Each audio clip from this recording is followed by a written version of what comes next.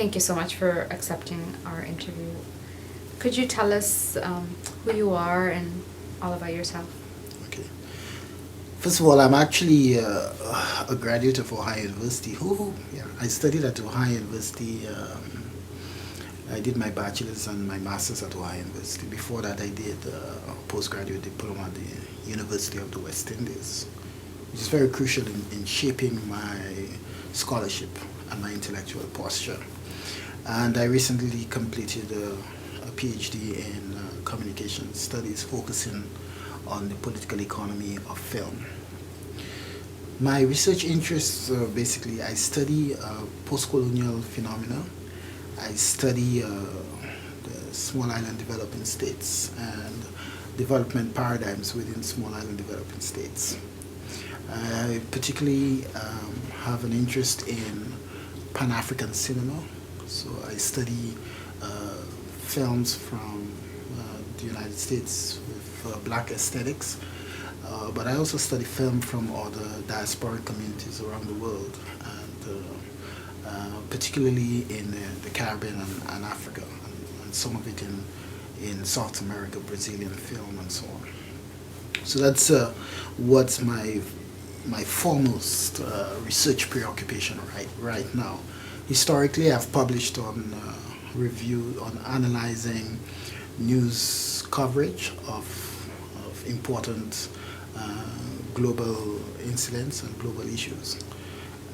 I am continuing to examine the interconnections between different types of media, whether it's be cinema, news, and television production.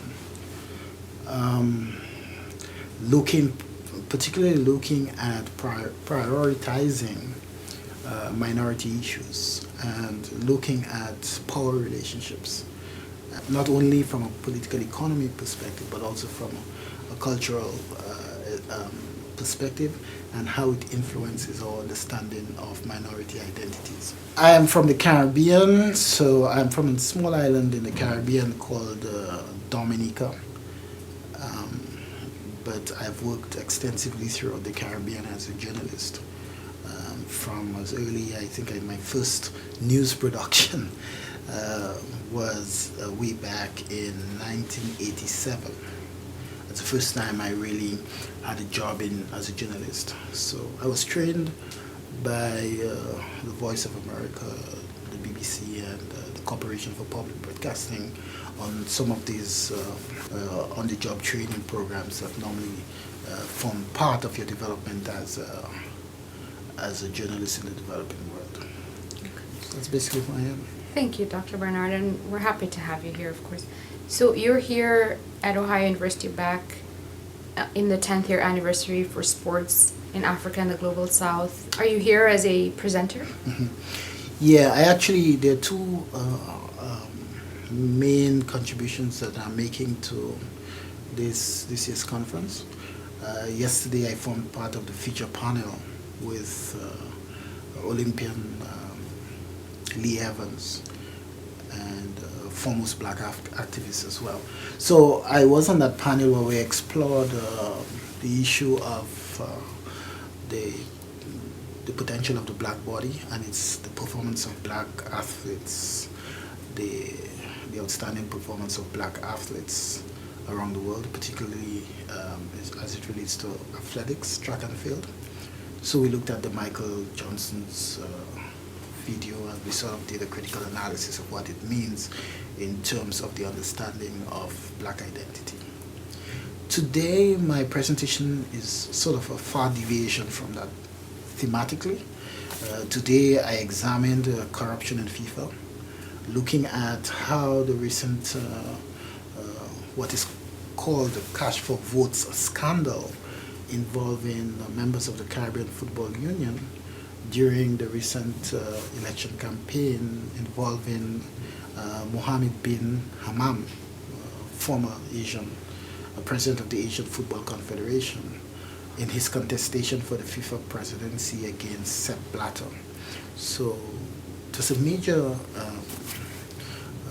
scandal that sort of had profound implications for how the world understood the administration of sports in the Caribbean, and how the region itself understood its capacity for self-governance and for anti-imperial sort of articulation. So that's basically the study examined newspaper coverage of the incident to look at what we may have sidestepped in trying to get a more nuanced and sophisticated understanding of the implications of the scandal for the region and also for FIFA as an international institution. So, how many times have you attended the Sports in Africa conference here at Ohio University? It's strange. It's the first time that I'm attending, and I've been invited multiple times. Don't tell Jared. I've been invited multiple times to the conference, but because of all the extraneous demands, I never got a chance to come. It's just so ironic that I'm coming at the time where it's sort of anticipated to be the closing of the curtain on the conference. So at least I did get a chance to participate in what I always consider to be a very important academic and intellectual exercise. Yeah, that was actually my next question is, well, how do you see the impact of such a conference? I think from what I have observed for the last couple of days is one of the most important contributions that the conference makes is actually it gives scholars from the global south and Africa in particular the opportunity to explore issues that confront the region from not only a more a deeper perspective, but also from a perspective that brings about indigenous perspectives. Indigenous perspectives that are likely to be smothered in other academic environments. So we can explore corruption in sports in Africa from a perspective that doesn't necessarily dehumanize the African experience, but sort of looks at it from the perspective of progress and as an opportunity for us ourselves to be able to better contribute intellectually to how the indigenous communities are shaped and organized. So that's a major thing, and the environment sort of is quite empowering for these types of scholars.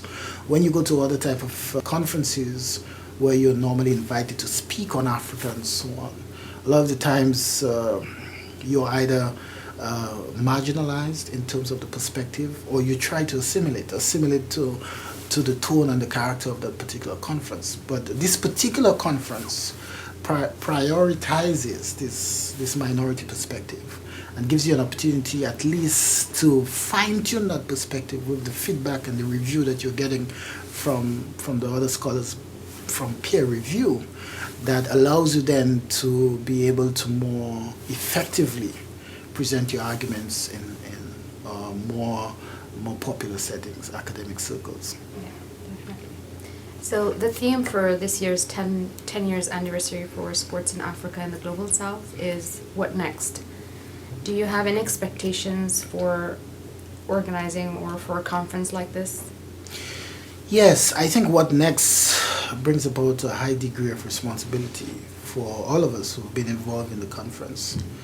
When I go to other academic conferences, for example, I'll give a typical example. The last time I went to the ICA, which is the International Communication Association, and there were a lot of presentations, there are a couple of presentations presented here today that could have easily fit within the character of ICA.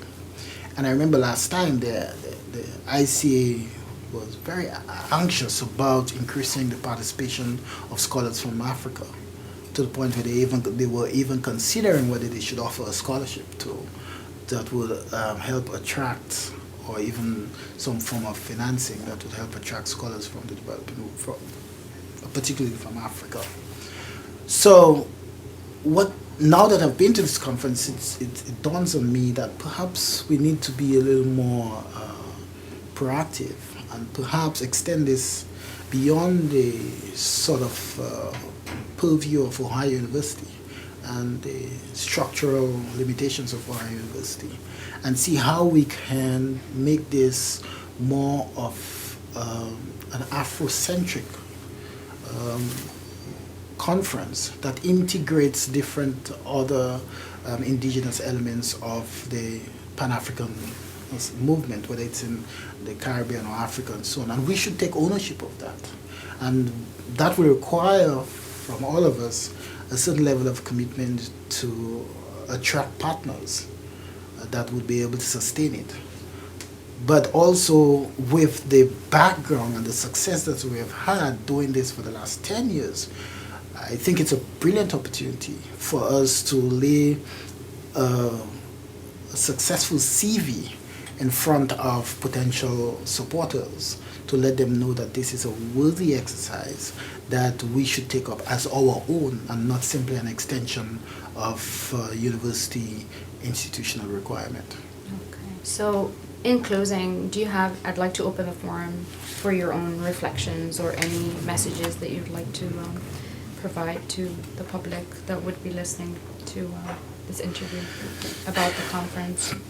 The two major observations that I think are useful for people who may not have had direct experience being at the conference. One is that sports, or sport, depend whether you come from Britain or the United States, but sports, let's use the British reference, nomenclature. Sport in itself is a very important way in which developing nations mobilize support for national development. It's very important.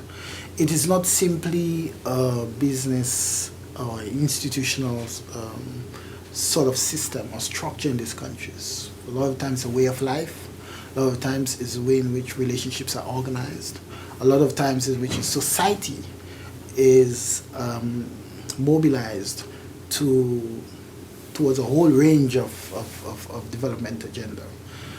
So sports in itself should not be considered just simply a sort of cultural phenomena, but it's important and integral to the ways in which development can be developed to engage the populations as a form of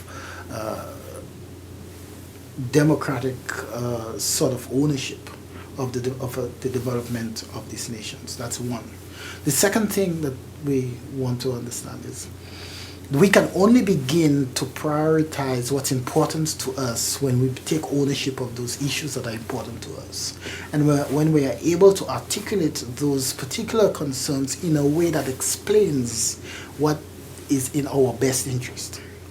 The only way we can do that is by continuing to have fora or forums like this that allow the best brains that we have in these societies to come together to have intellectual expositions on some of the major challenges that affect us. It's not enough for us to complain imperialism, complain colonialism, complain about sort of prejudice, complain about neoliberalism and so on, about globalization. If we are not prepared to set up formal systems in which we can effectively respond to those types of challenges.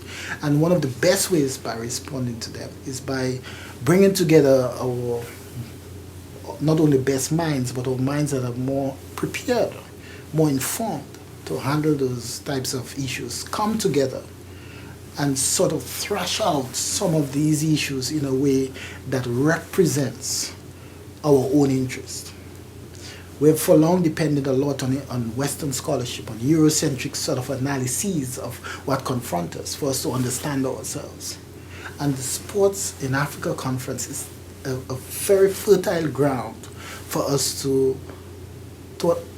engage our own issues from an intellectual and academic level in a very organized, formal, and progressive sort of system. And on that note, we thank you very much for taking the time to talk with us today.